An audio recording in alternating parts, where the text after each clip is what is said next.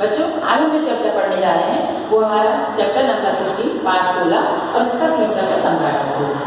अब इस चैप्टर को चूंकि ये सम्राट अशोक के बारे में है तो सम्राट अशोक ने अपने शासनकाल में क्या क्या प्रजा के अच्छे काम किए इसके बारे में बताया गया है। साथ ही साथ इसमें एक कलिंग युद्ध की घटना का भी विवरण दिया गया है कि किस प्रकार कलिंग युद्ध की घटना के बाद अशोक का हृदय परिवर्तन हो गया था और बाद में उन्होंने बौद्ध धर्म को अपना लिया था। जब उन्होंने बौद्ध धर्म को अपनाया तो उसके प्रचार और प्रसार के लिए उन्होंने क्या क्या उपाय किए इसके बारे में भी यहाँ पर जानकारी दी गई। बच्चों, इस चैप्टर का मुख्य उद्देश्य है कि ऐतिहासिक जो स्मारक होते हैं हमारे और जो राष्ट्रीय चिन्ह होते हैं उनके बारे में जानकारी प्राप्त करना और साथ ही साथ जीवन में सत्य, अहिंसा और प्रेम का संदेश देना ही इस चैप्टर का मुख्य उद्देश्य है। बच्चों, अब हमारे जो कठिन शब्द हैं ये हम अपनी पुस्तक से पढ़ेंगे। जैसा कि आप जानते हैं कि पुस्तक के जो पाठ के शुरू में होते हैं वहाँ पर कुछ कठिन शब्द दिए होते हैं, वो आप बार बार पढ़िएगा ताकि आप जब भी इस पाठ को पढ़ने बैठे तो आसानी से पढ़ सकें। अब जो पाठ पढ़ने वाला हमारा जो भाग है वो हम अपना शेष भाग पुस्तक से पढ़ेंगे। बच्चों, आज हमारा जो चैप्टर है चैप्टर नंबर 16 पार्ट 16, इसका शीर्षक है सम्राट अशोक। तो बच्चे, इस चैप्टर को पढ़ने से पहले हमें इसमें दिए हुए कठिन शब्दों को अच्छे से उच्चारित करना है ताकि इस चैप्टर को आसानी से रीड कर सकें। तो मैं पढ़ती हूँ, आप ध्यान दीजिएगा। स्मारक, राज्य चिन्ह, सम्राट, बौद्ध, पाटलिपुत्र, कलिंग, उपदेश, बुद्ध, प्रचार, इतिहासकार, भिक्षु, अहिंसा। इन कठिन शब्दों को पढ़ने के बाद अब मैं इस चैप्टर को रीड करती हूँ, ध्यान दीजिएगा। वाराणसी के पास सारनाथ नाम की एक जगह है, वहाँ हजारों वर्ष पुराने स्मारक हैं। वही चिकने पत्थर की एक लाट मिली है जिसे अशोक स्तंभ कहते हैं। इसके ऊपरी सिरे पर 4 सिंह बने हैं। ये सिंह चारों ओर मुंह किए हुए पीठ से पीठ लगाए हैं। इस सबसे ऊंचे भाग की ऊंचाई 6 फुट से अधिक है। सिंहों के नीचे चक्र बने हैं। इतिहासकारों ने सारनाथ की इस मूर्ति की बहुत प्रशंसा की है।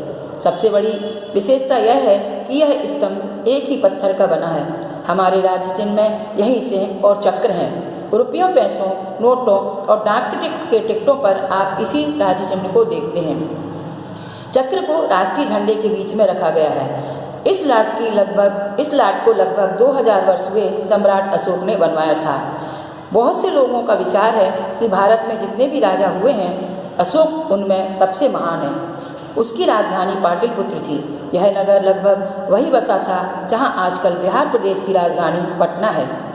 जब अशोक गद्दी पर बैठा तब कलिंग राज्य को छोड़कर लगभग सारा हिंदुस्तान उसके राज्य में था।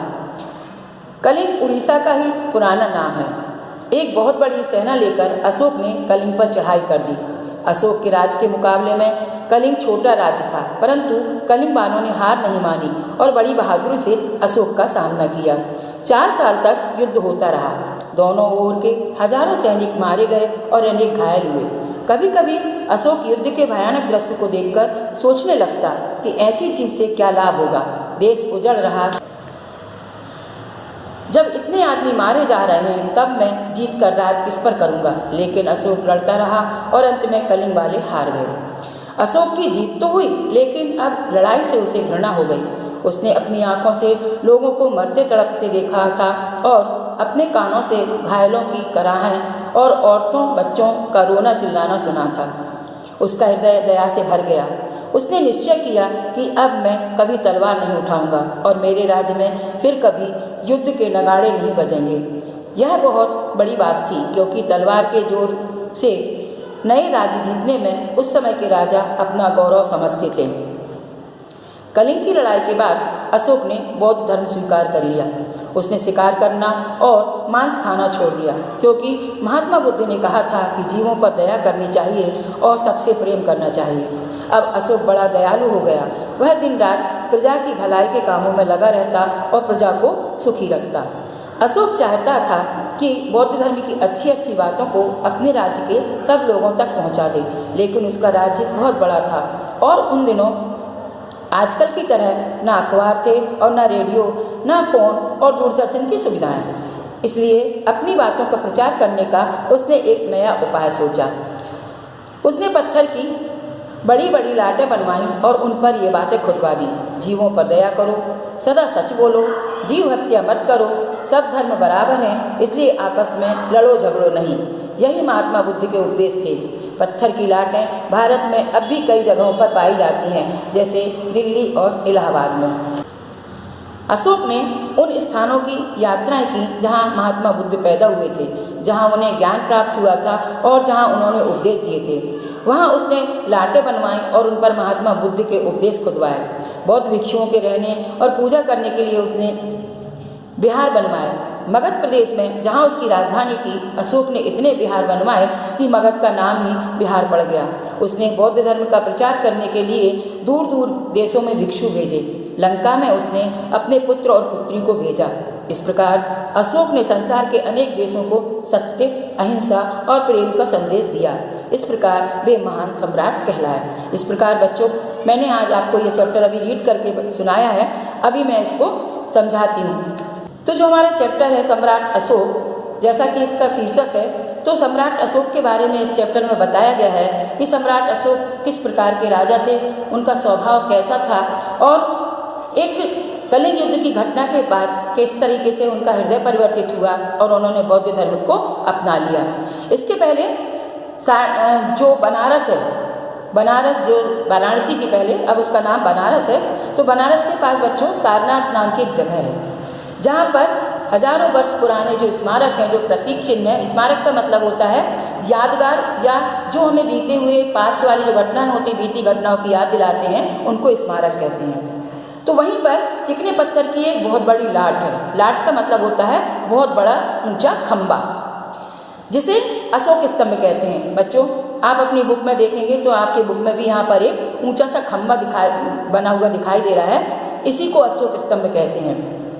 अब इसकी क्या विशेषता है, इसके बारे में मैं आपको बताती हूँ। बच्चों, ये जो आप ऊपरी हिस्सा देख रहे हैं, इसमें 4 सिंह बने हुए हैं। यहाँ पर तो ये आपको एक ही दिख रहा है, परंतु बहुत अधिक अच्छे से इसको स्पष्टीकरण के लिए आपके नेक्स्ट पेज पर इसको अच्छे से चित्रित किया गया है, बनाया गया है, ताकि आप उसको आसानी से देख सकें। तो यहाँ पर जो ऊपरी हिस्से में एक शेर बना हुआ है, ये एक नहीं है, यहाँ पर 4 शेर हैं और चारों ही शेर अलग अलग दिशाओं में अपना मुंह किए हुए बैठे हैं और इनकी पीठ एक दूसरे से जुड़ी हुई है। बच्चों, इसकी जो ऊपर की भाग की जो ऊंचाई है, ये लगभग 6 फुट से अधिक है। और ये इतना अच्छा ये जो अशोक स्तंभ है, इसकी सबसे बड़ी विशेषता क्या है कि ये जो आप देख रहे हैं खंबा, ये पूरा एक ही पत्थर का है। इसमें किसी भी प्रकार के अलग से कोई पत्थर को लगाया अथवा जोड़ा नहीं गया है। और इसके जो शेर है, इसके नीचे चक्र बने हुए हैं। आप नेक्स्ट पेज पर देखेंगे तब मैं बताऊंगी आपको कि वहाँ पर चक्र बने हुए हैं। उस चक्र को अशोक चक्र कहते हैं। और आपने इस चक्र को हमारे राष्ट्रीय ध्वज जो है, तिरंगा झंडा, उसके बीचों बीच जो सफ़ेद पट्टी है ना, उस पर आपने इसको जरूर देखा होगा। और बच्चों, जो आपके ये जो राष्ट्रीय मुद्रा पर ये जो चित्र है, ये जो शेर का अंकित चित्र दिखाया गया हुआ है, मैं आपको यहाँ बता दे रही हूँ। ये जो चित्र है, ये राज्य चिन्ह है, राष्ट्र चिन्ह है। और ये जो चिन्ह है, जो ये आपको रुपये पैसों पर, डाक टिकटों पर देखने को जरूर मिलेगा। आप जब भी कोई नोट देखेंगे खोल के, तो उसमें आपको कॉर्नर पे ये चिन्ह आपको दिखाई दे जाएगा। और ये जो आप अशोक स्तंभ देख रहे हो, इसको अशोक स्तंभ इसलिए कहा जाता है क्योंकि इसको सम्राट अशोक ने बनवाया था और लगभग 2000 वर्ष हो चुके हैं इसको बनवाए हुए। इसके अलावा लोगों का ऐसा मानना भी है कि सम्राट अशोक को महान राजा इसलिए कहा गया क्योंकि इन्होंने प्रजा की भलाई के लिए बहुत अच्छे अच्छे काम किए। बौद्ध धर्म के प्रचार प्रसार के लिए इन्होंने बहुत प्रयास किए। तो इनके अच्छे कामों के कारण ही इनको महान राजा माना गया। इनकी जो राजधानी थी वो पाटलिपुत्र थी, और जिसको भी अभी आप पटना के नाम से जानते हैं ना, तो ये जो पटना है उस समय पाटलिपुत्र हुआ करता था और ये सम्राट अशोक की राजधानी थी। ऐसा कहा जाता है कि जब सम्राट अशोक राजगद्दी पर बैठे तो पूरे हिंदुस्तान पर उनका राज्य था। केवल एक कलिंग राज्य ऐसा था जो उनके राज्य में शामिल नहीं था। कलिंग राज्य बहुत छोटा राज्य था और उस राज्य को अपने राज्य में मिलाने के लिए अशोक ने उस पर आक्रमण तो कर दिया, परंतु कलिंग वाले जो थे उन्होंने आसानी से पराजय स्वीकार नहीं की, अपनी हार स्वीकार नहीं की और पूरी ताकत से अशोक की सेना का सामना किया। क्योंकि अशोक तो बहुत शक्तिशाली राजा थे, सैन्य बल भी उनका बहुत अधिक शक्तिशाली था, फिर भी कलिंग के जो सैनिक थे, कलिंग की जो सेना थी, उन्होंने बड़ी बहादुरी के साथ अशोक की सेना का सामना किया। बच्चों, ये जो युद्ध है वो लगातार 4 साल तक चलता रहा। अब जब कब कोई भी युद्ध होता है तो उसमें दोनों ही तरफ की सेना के लोग मारे जाते हैं। इस युद्ध में भी वही हुआ, दोनों ही तरफ के सैनिक मारे गए, कई लोग घायल हुए। तो इस भयानक दृश्य को देखकर, युद्ध के ये भयानक दृश्य को देखकर अशोक ने सोचा कि अगर इसी तरीके से ये लगातार युद्ध होता रहा और लोग मारे जाते रहे तो फिर मैं इस राज्य को जीतकर करूँगा भी क्या। जब सारी सैन्य बल खत्म हो जाएगा, जनता खत्म हो जाएगी, तो फिर मैं उस राज्य में किस पर राज्य करूँगा। फिर भी ये युद्ध चलता रहा बच्चों, और आखिरकार इस युद्ध में अशोक की जीत हुई। अशोक की जीत तो हो गई, परंतु इतने भयानक दृश्य को, मार काट, खून खराबा, चीख चिल्लाहट, लोगों की तड़प, ये सब देखकर अशोक का मन जो था वो युद्ध से उसको घृणा हो गई, उसका मन खराब हो गया। उसने सोचा कि उसने इस युद्ध के बाद उसने सोचा कि अब मैं कभी भी अपने जीवन में युद्ध नहीं करूँगा, मेरे राज्य में कभी अब युद्ध के नगाड़े नहीं बजेंगे, ऐसा उसने प्रण किया। साथ ही साथ बच्चों, उसका हृदय परिवर्तित हो गया, उसका मन दया से भर गया, और इस युद्ध की घटना का प्रभाव ही था कि वो अपनी प्रजा के भलाई के कामों में लग गया। उसका हृदय जो कभी कठोर था वो अब दयालु हो चुका था। उसने प्रजा की भलाई के लिए रात दिन काम करना शुरू कर दिया। साथ ही साथ उसने बौद्ध धर्म को भी अपना लिया। अशोक ने जो बौद्ध धर्म में क्या उपदेश दिए थे? बौद्ध धर्म के उपदेश थे कि जीवों पर दया करो, उनकी हिंसा मत करो, सदा सच बोलो, और सब धर्म समान है, सभी का आदर करो, आपस में लड़ो झगड़ो नहीं। ये बौद्ध धर्म के उपदेश हैं बच्चों। तो इन उपदेशों का सम्राट अशोक ने पालन किया, और वो चाहता था कि उसकी जो राज्य की प्रजा है वो भी बौद्ध धर्म के उपदेशों को जाने और बौद्ध धर्म को अपनाए। इसके लिए उसने, अब चूंकि बच्चों उसका राज्य तो बहुत बड़ा था, उस समय ना तो कोई अखबार था, समाचार पत्र थे, ना दूरदर्शन टीवी वगैरह थी, ना रेडियो थे। तो अपनी बात को राज्य तक के कोने कोने में फैलाने के लिए उसने एक उपाय सोचा। उसने क्या किया कि जगह जगह पत्थर की बड़ी बड़ी लाटें लगवा दी, मतलब बड़े बड़े चौड़े ऊंचे खंभे पत्थर के लगवा दिए, और उन पर महात्मा बुद्ध के जो उपदेश थे उनको लिखवा दिया, खुदवा दिया। ऐसी कई लाटें आज भी हमारे देश में देखने को मिलती हैं। जैसे दिल्ली जाएं आप, इलाहाबाद जाएं, तो वहाँ पर आपको इस प्रकार की लाटें देखने को मिल सकती हैं। इस तरीके से सम्राट अशोक ने बौद्ध धर्म का प्रचार और प्रसार किया। बच्चों, अशोक ने उन स्थानों पर की भी यात्रा की जहाँ महात्मा बुद्ध पैदा हुए थे, जहाँ उन्हें ज्ञान प्राप्त हुआ था, जहाँ उन्होंने उपदेश दिए थे। तो ऐसी सारी जगह पर घूम घूम कर अशोक ने बौद्ध धर्म के बारे में और जानकारी हासिल की, और उसके प्रचार प्रसार के लिए उसने सारी जगह जहाँ जहाँ मतलब बड़े बड़े जो राज्य थे, जहाँ उसका राज्य फैला था, वहाँ पर जाकर उसने पत्थर की लाटें खुदवाई और उस पर महात्मा बुद्ध के उपदेश खुदवाए। इसके साथ ही जो बौद्ध भिक्षु होते हैं, बौद्ध भिक्षु का मतलब क्या होता है? जो बौद्ध धर्म के मानने वाले जो अनुयायी होते हैं, जो सन्यासी होते हैं, उनको बौद्ध भिक्षु कहते हैं। तो उसने अपनी राजधानी, जो उसकी राजधानी थी ना मगध, वहाँ पर उसने बौद्ध भिक्षुओं के रहने के लिए, उनकी पूजा पाठ के लिए इतने विहार बनवा दिए कि मगध देश का नाम ही बिहार पड़ गया। अशोक ने जो श्रीलंका है ना आज के समय में, तब वो लंका थी, उसका नाम जब यहाँ पर लंका बताया गया। तो जो श्रीलंका है वहाँ पर बौद्ध धर्म के प्रचार प्रसार के लिए उसने अपने पुत्र और पुत्री को भेजा, और देश के कोनों कोनों में बौद्ध भिक्षुओं को इस बौद्ध धर्म के प्रचार और प्रसार के लिए भेजा गया।